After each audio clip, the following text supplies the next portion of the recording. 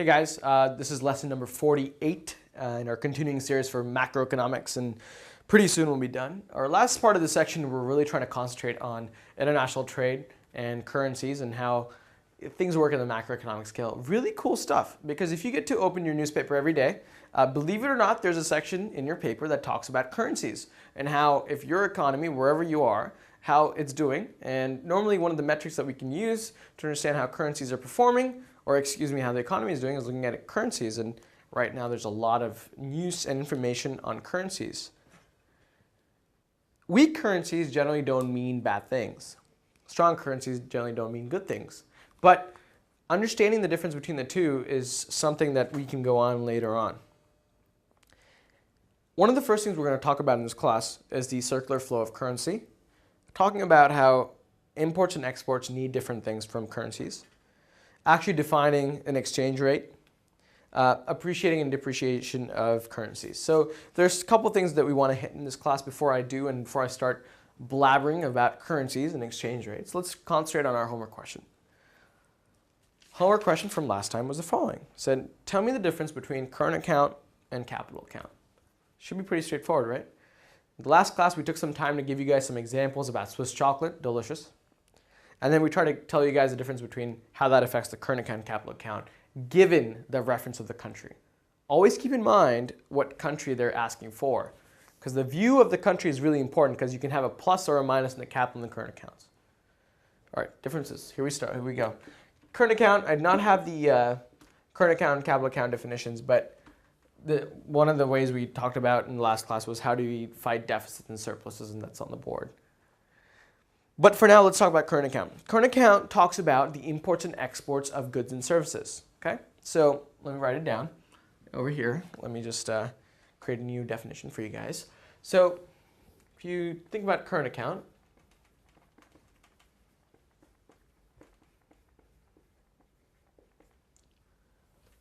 it talks about the exports, which I'll denote by X, and the imports, so I'll denote by M. Right? Net exports for you guys that you remember is X minus M. Okay? Exports and imports of goods and services. Okay? That's one. That's cool. What's the other part of current accounts? The other part of current accounts is a smaller part. It's called investment income. And this is true because a lot of different countries, believe it or not, invest in other countries. Okay, so China might invest in the US at a given point in time. The US might invest in China at a given point in time. And the income or the amount they have to pay back and forth, that inflow and outflow is actually registered into the current account. By far, the biggest part of the current account is the exports and imports of goods and services. That is actually the biggest part of balance of payments. So current account actually accounts for the biggest part of balance of payments. What is the other part of balance of payments? Well, we got to this other topic called the capital account, right? The capital account records the financial transactions. Relating to any particular buy. So let's give you guys examples. Financial transactions. We gave you an example in the last class about Bill Gates buying a firm in Dubai, right? He pays $100 million and gets his real estate firm in Dubai. The $100 million gets registered into the capital account. But what if it's more simple? What if you just bought chocolate from Switzerland, which is again another example we gave from the last class? You go ahead and you give that money from your bank account. Let's say you're in the US. Let's say you're in China. You're sitting in China and you want Swiss chocolate, okay? And what you do is that you take your money from your bank account in the Chinese economy and you put it into the Swiss economy, because you give that person giving you chocolate money. Otherwise, he wouldn't give you that chocolate, right? So you get the chocolate in China and he or she gets the money in Switzerland. So this outflow and inflow of money is recording into the capital account, but the inflow and outflow of the product itself, namely Swiss chocolate, is recorded into the current account. Hopefully everyone understands the main difference of current and capital. Let's go ahead and break down the next part of balance of payments. We talked about deficit and surplus. When do we have a surplus? Well, if you look at the side, we said basically the way we define surplus is we said if there's more inflow of money than outflow, we have a surplus. Okay? What's the deficit? The exact opposite. If there's more outflow than inflow of money, we said there's balance of payment deficits. We said either way it's a bad thing, and we said that affects different things. And we'll get into that. We'll get into the circular flow of currency. But point is that the way we can make sure that the balance of payments surplus does not exist or a deficit doesn't exist is by making sure we have an official reserve. Okay? The federal government of the United States has a Federal Reserve Board, which is the monetary authority, right? They get to control this official reserves, okay? There's an X amount of money in the official reserves, and this is used as a tool to balance out the balance of payments, okay? So what happens in a surplus? Well, in a surplus, we have more outflow than inflow, or more inflow than outflow, excuse me. So that means that people are buying American products, and this is obviously from an American perspective, and you can apply to any country in the world. So what happens from there? Okay, so the US, everyone loves US products and they're buying US products all the way, right? And what that does is it's giving money to America. Boom, boom, boom. Money goes into the US and out come out products, right? Out come out products. But for the US, there's actually, let's say net, there's actually a positive side to it. Balance of payments. So there's a surplus of money coming into the US. That's not really a good thing, and we can tell you that because what that does is that it increases the demand for American products. And if the demand for American products goes up, the prices of American products go up. Price of American products go up relative to the rest of the world. Americans will start buying the rest of the world products, okay? So there's a lot of differences, and then also if consumer tastes go up, actually, the demand for the currency goes up and the price goes up, and there's all sorts of things, and that actually hurts the economy in a certain way. So there are a lot of differences, and that's why you don't want necessarily a huge surplus or a huge deficit. So the government tries to battle it out by using these official reserves. And so when we have a surplus in balance of payments, the government says, you know what, there's a lot of money going on. What we're going to do is we're going to take that money out and put it into our official reserves. Why would money ever go out of this official reserves? And that's a good question. The exact opposite scenario of a surplus is a balance of payment deficit. What happens in a balance of payment deficit is that net, there's more outflow than inflow, right? That also is bad because there's more money coming out of your country than in, right? And that just doesn't sound good even on the basic level. So what the government says, no, this is bad. We're going to use our official reserves and pump in money into this deficit and make sure net we're close to the zero figure, okay? And that's how balance of payments are kind of figured out. So official reserves are a tool to figure out how to get out of a surplus and how to get out of a deficit, okay? Hopefully that's intuitive. All right, our next topic is going to be the circular flow of currency. We talked about the circular flow model and something else. I don't know if you guys remember, when we start off macroeconomics, we start off with a basic circular flow model. We said there's businesses, there's a product market, right? There's households, and we basically sort of gave you a very simplified model of how the economy works and how it's a circular flow. Similarly, currency also has a very circular flow.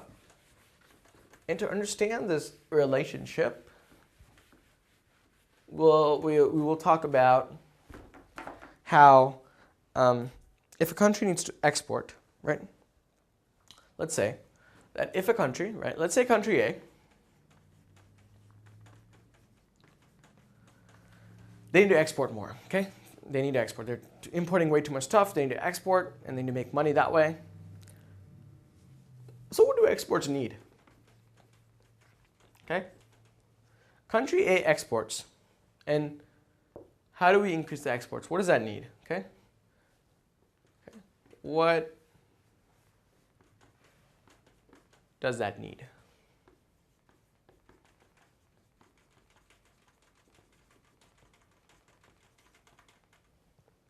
All right, so we've got exporting from a country A needs to go up. And how does that happen? This happens if there is this is the answer. Okay. If there is a supply of foreign currency, right? Of foreign currency, and a demand for the local currency or domestic currency. And a demand, and I'll tell you just in a bit how this relates to actually exports going up. Demand for local currency.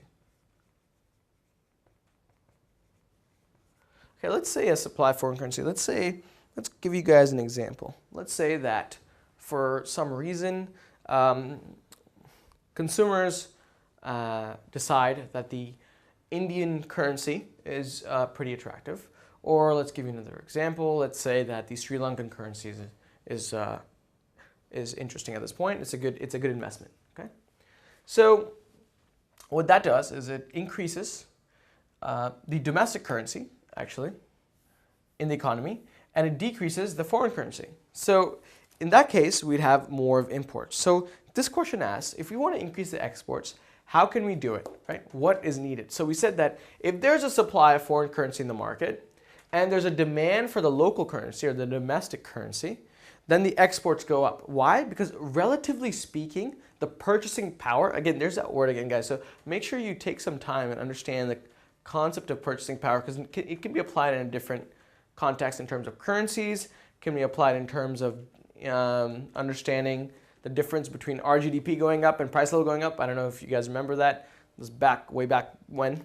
But understand that purchasing power is everything. Okay. So if foreign countries have relatively more purchasing power, they're going to export. They're going to import more, which means that there's more exports for this country. What will be the opposite effect? What is needed for what? Needed for imports. What's needed for imports is that a exact opposite, a demand for domestic currency, right? A demand for, for foreign currency.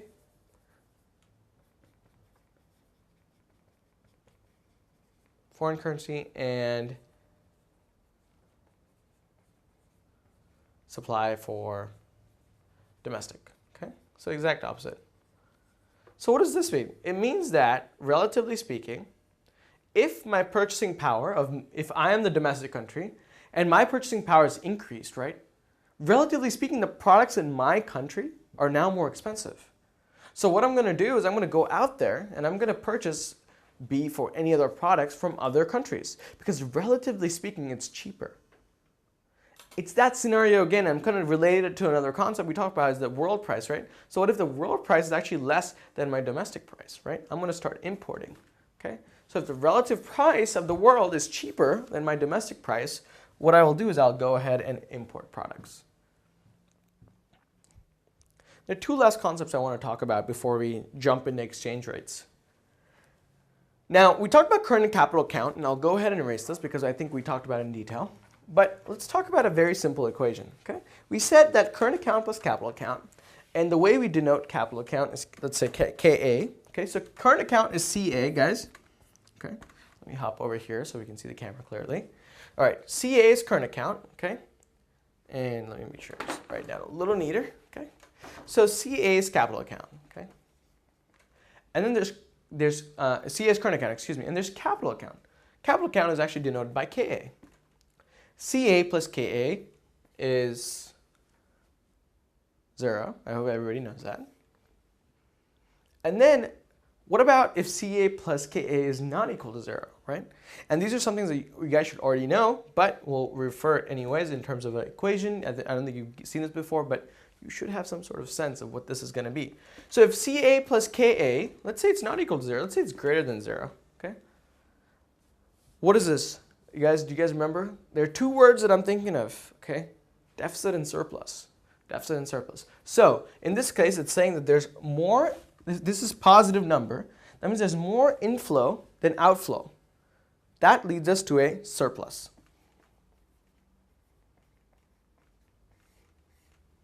Okay. The other concept is, what if the exact opposite is true? What if this is less than 0? This is called a deficit. right? Because this means there's more outflow than inflow. This means there's more inflow than outflow, okay? So this is in terms of equation. This is normal, but this can be true, and then we use official reserves to correct it. Okay, with that, I'm sure we can conclude balance of payments. Exciting, awesome. So now let's talk about currencies. All right. So I told you guys every day when you pick up your paper, you look at your currencies, there's a lot of fluctuations. 2 years ago, when people had to go to Europe, they had to pay about, I want to say 1.6 or 1.8, even a year ago, in terms of the euro. Today, it's closer to 1.2, and this is in terms of dollars. So the euro is losing its power, okay? And that's really interesting because now all of a sudden, if you're in America or the rest of the world, right, you get to afford more European products because it's, relatively speaking, cheaper, right? That's why currencies are really important because all of a sudden, if your currency is worth less, people can buy more of your goods. What's the weaker side? Well, think about it if you're in my perspective, okay? And imagine if I'm European, okay? I'm European and I'm losing money. My currency is losing value. All of a sudden, if I'm buying $100 million worth of American products, I can't afford as much, right? Because my euro is not worth as much anymore, okay? So there is a bad and a good effect to everything, okay? So understanding exchange rates is really important. With that being said, let's start to define exchange rates, okay? Let's define exchange rates. And you guys already, I kind of talked about this before, right? I said, well, if you have a euro and you can't buy as much because your euro is depreciating, there are two ways of looking at exchange rates, okay? One is the more technical definition, and one is more kind of practical definition, and I'll go over both just in case, okay? So let's talk about exchange rates. So, exchange rates. So here's the technical definition, okay? Tech def stands for technical definition, okay? So technical definition is value of one country's currency, value of one country's currency in terms of another. Simple, straightforward.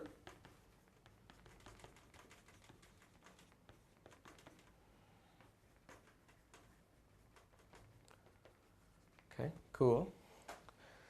What about another one? What about the intuitive definition, as I like to call it? So let's call this a practical definition. Practical definition. All right, what's this practical definition? It says, how much of one currency, it's pretty intuitive, right? How much of one currency, how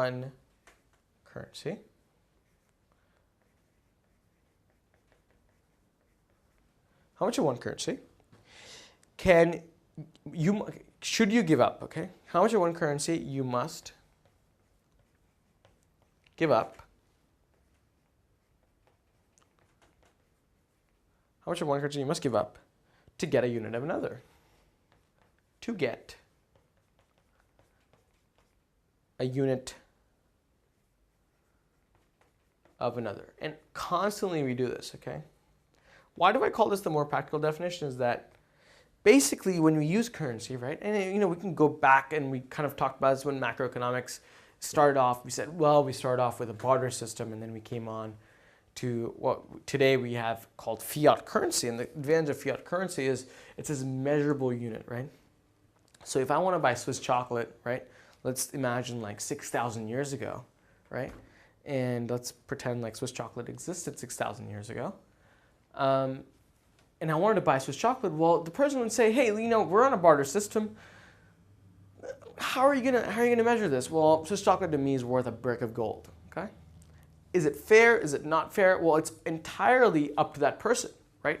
That person who's there selling you that Swiss chocolate gets to decide how much it's worth, okay? So the question is, how do we decide a fair unit? And we came up with this thing called fiat currency, where we make up the currency, basically. And the government says, you know what, this dollar is valuable. The United States government backs you up, or the Korean government backs you up. Okay? Just depends on which currency and where you are in the world.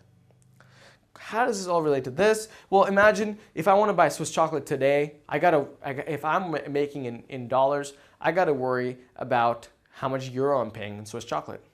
Or actually, that's Swiss francs, because the Switzerland government has not changed to the euro. So how many Swiss francs can I buy? So the point is that how much of my money, my dollars, should I give up to buy a unit of Swiss, right? And that basically is exchange rate. More technical definition is value of one country's currency in terms of another. Either way, you get the point of exchange rates, okay? This talks about its goal. This talks about what it is, okay? That's the basic definition. So let's actually graph exchange rates and how they work and why they tend to work a certain way. So let me use this part of the board, and I will start off with a pretty basic definition, and then we'll go off a basic graph, and then we'll talk about how things appreciate, how things depreciate, and how we can show you guys graphically why it works this way. Fun, fun, fun. Okay, let's start off with this. Let's talk about a currency that it's pretty, I would say, pretty well known in the world. Let's talk about the British pound, right? The Great Britain pound, or GBP, I believe. A Great Britain pound, or, used in the United Kingdom, okay? So let's measure this against the dollar, okay? Measures against dollar. Or let's make it really unanimous, because the AP tests are in dollars, so let's talk about dollars, okay? We're going to compare euro and dollar. Pretty straightforward. You're going to see this example, I bet, and you can use this as a universal example. So this is talking about the dollar market, okay? So here on the bottom axis, always, always, always, always make sure that you label your axis. We're getting to the end of this class, and I want to make sure that everyone understands some certain key principles. Make sure your graphs are legible. Make sure you label your axis. Make sure you understand what graph I'm talking about. Because if I'm the AP reader, I have about 30 seconds to glance at your graph, okay? And I'm going to be like, if there's 2 points for the graph, I deduct a point automatically if it's not labeled, okay? So just make sure that you understand. I myself am not an AP grader, but I've seen a lot of tests before, and I know how these work. So here's the quantity of dollars, okay? Great, I think everyone understands that. What about this? What about this y-axis? How do we measure it? And I said exchange rate is two ways of looking at it. One is value of one country's currency in terms of another, or how much of one currency you must give up for another. Either way, if you look at this, right, it's the price of another currency, let's say the euro, okay, price of euro in dollars.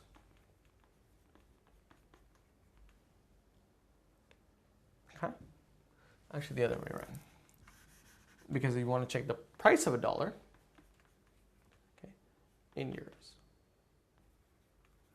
Okay, so let's say the price of a dollar right now in euros is price of a dollar in euros. Actually, no, it's less than that. So let's say it's 0.5. Let's pretend it's 0.5. I'm making these examples up. And we have a supply and demand. Just like any basic microeconomic graph, we have a supply and a demand. So here's my supply, here's my demand. This is the amount of demand of my currency, which is dollars, the amount of supply of dollars, right? This equilibrium right here, okay, gets to dictate the price of dollar in euros, okay? Price of a dollar in euros. If this demand shifts up, you notice automatically the price of a dollar in euros goes up. Okay? If the supply goes to the right, you automatically understand that the price of a dollar in euros goes down. These are basic microeconomic shifts that we've been doing forever. Only new thing is we're in a new market of dollars, right? So you have a price of a dollar in euros, we have a quantity of dollars, and this equilibrium gives you the amount of dollars in the market, Q of dollars, and it gives you a price of a dollar in euros. Right? And this is applicable to all sorts of currencies, right? You can have a price of a dollar in rupees, you can have a price of a dollar in pounds, you can have a price of a dollar, and so on and so forth. Okay? But you now understand the basic premises behind the dollar market, right? This is how the currencies work. Okay? the shifts in this dictates the exchange rate, right? The shifts in this dictates the exchange rate. And if the demand shifts up, we automatically know the price of dollar goes up. Okay? Demand goes down, we know the price of dollar goes down, right? And we'll get into why things shift and whatnot. Okay?